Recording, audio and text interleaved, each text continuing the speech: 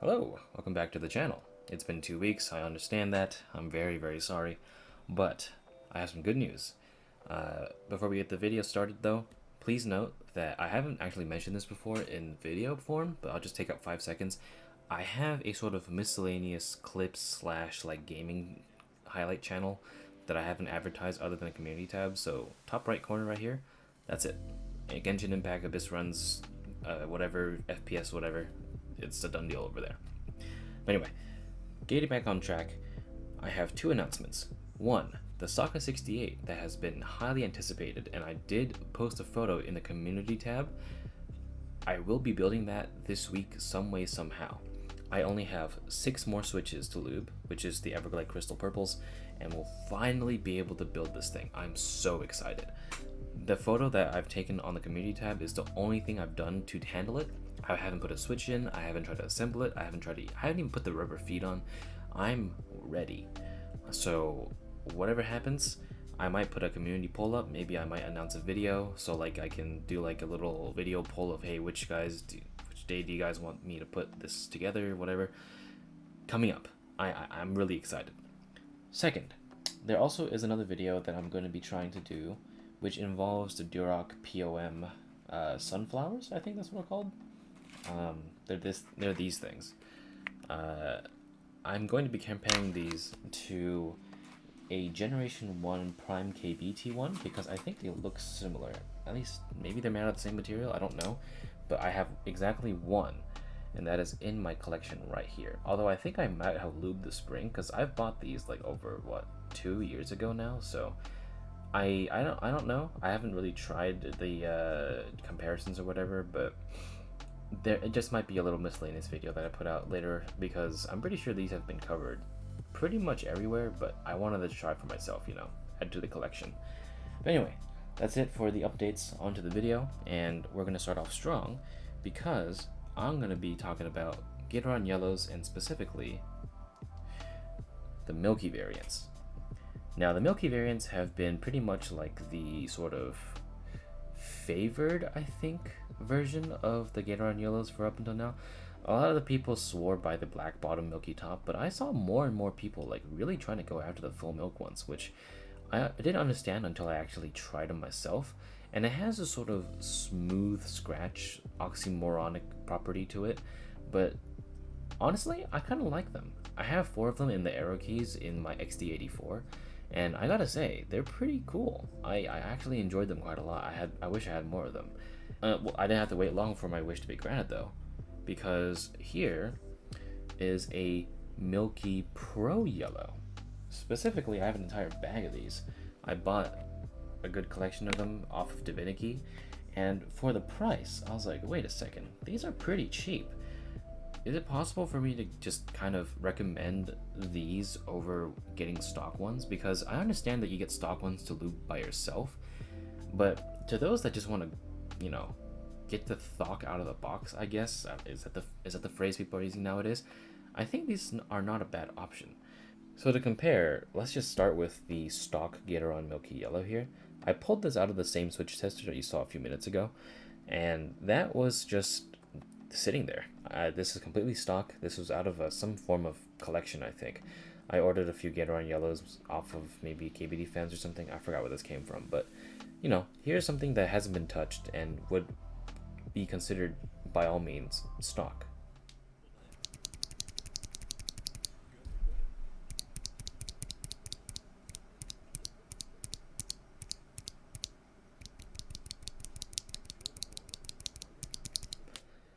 And of course, you might be thinking to yourself, well, clearly pros are going to be better, right? And I thought to myself, maybe, but by how much? And I didn't realize how much better it would actually be. Take a listen now.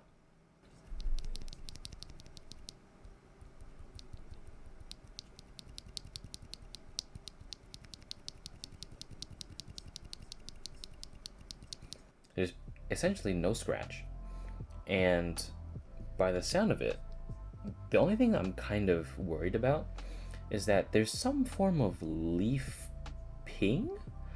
I don't know exactly what that is, but when I press down and I listen it to right next to my ear, I hear this sort of like metallic noise, and I'm not sure what that is, but from a distance you can't fucking hear it. Like, it's not a fucking problem.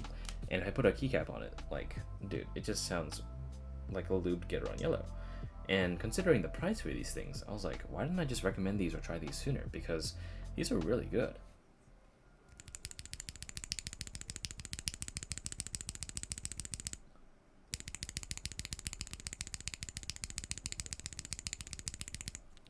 Versus the stock one, which hasn't been touched at all, by the way. So both of these switches are stock, but the Milky Pro comes lubed. So I'm like, dude, what? Here's what the stock one sounds like.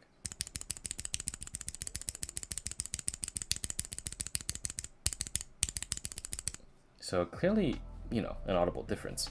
And honestly, considering the price, let me check the price right now actually on Divinity, because on Divinity, it should be pretty down there. Let me check. So yeah, as you see here with the Gateron Yello linear switches here on Divinity, where I bought them from, for 18 switches, you can get for $4.14 either the Milky Black or full black variant, get KS3 variants. But if you go to the KS9 variant, it costs you literally nothing more. And the ones I got, the Milky Yellows, are only a measly 18 cents more for the same amount. Unfortunately, it ran out of stock, so I don't know when this will be back in stock, but considering these are pretty high in demand, I don't see these getting out of stock for very long. But even then, the regular ones, from what I've heard and read, these aren't bad either. And 18 cents for $4.14, and they're the Pro variants, and they're pretty much, I'm assuming they're going to be lubed as well. Dude, they're really good. So I don't understand where I was in the last couple months, but if you're looking for Gateron Yellows, I can only assume if you're looking for Milky ones, grab these. I'm pretty sure Divinity is not the only one that's selling these either. But of course, if you want to go with the hand lube route, which is by yourself, I always personally recommend Milky top, black bottom. But hey, you know, that's just personal preference. Anyway, let's have a sound test for these. And I do have a decent amount, so I guess I'll just put them in a couple alphas and let you listen to them. Enjoy. Okay, so test parameters for this. I'll be using this double shot ABS 7 key on the Y position on the 75%. It is gasket mounted, it has a switch pad underneath, and is tape modded, so keep that in mind when it comes to the sound test.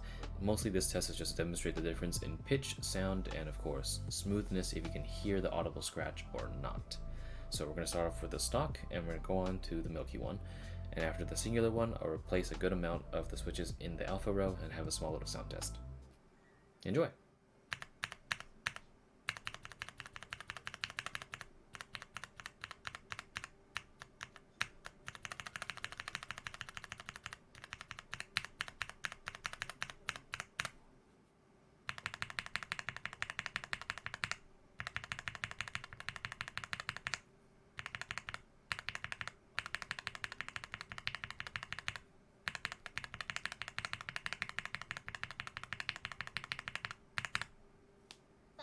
Sheep fucker. Listen. I can't believe the legal dwarf just told me that. Oh, holy shit. Sorry, I got distracted.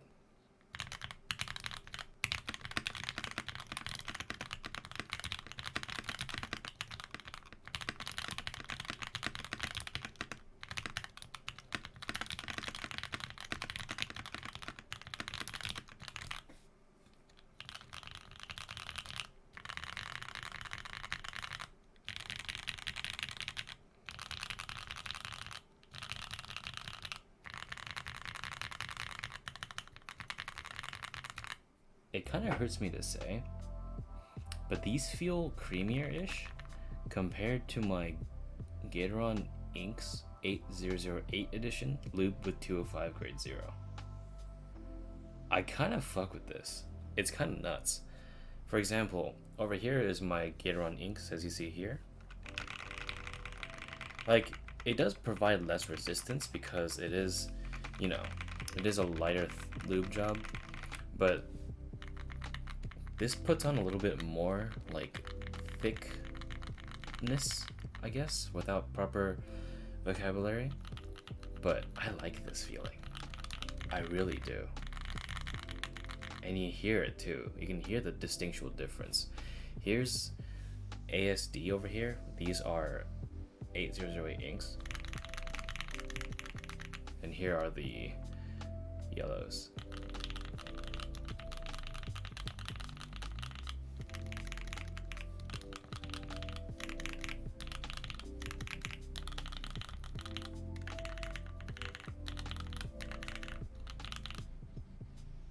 Well, there you have it, I guess. I'm gonna just reconsider all my life choices and see you in the next video. Damn.